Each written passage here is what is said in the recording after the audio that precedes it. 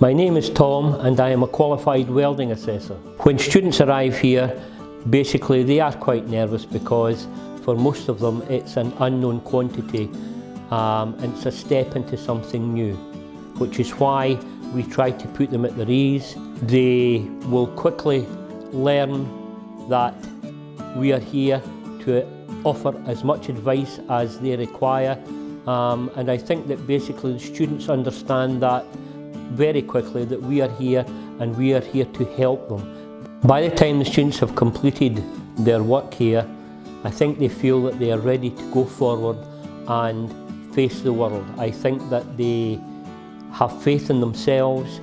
I think we've built confidence up in them. We have given them skills that they can use.